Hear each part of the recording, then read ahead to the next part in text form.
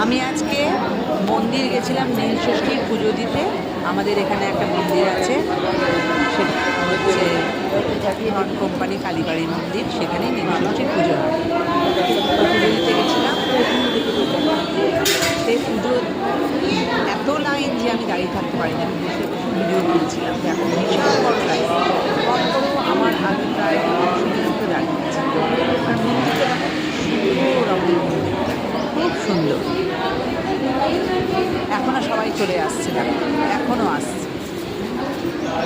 আর আজকে সারাদিনই ভিড় হবে, রাত্রেবেলা তো আরও ভিড় হবে। আমি সকালবেলা গেছি এই 11টা সাড়ে 11টা নাগাদ, তাতে এত ভিড়। রাত্রেবেলা তো আরও ভিড় হবে। নিজেকেও একটু দেখাই, ভাবলাম নিজেকেও একটু দেখাই। যাই হোক, আমি লাইনে দাঁড়াতে পারছি না বলে বসেছিলাম। সবাই এখন পুজো দিয়ে প্রদীপ জ্বালাচ্ছে।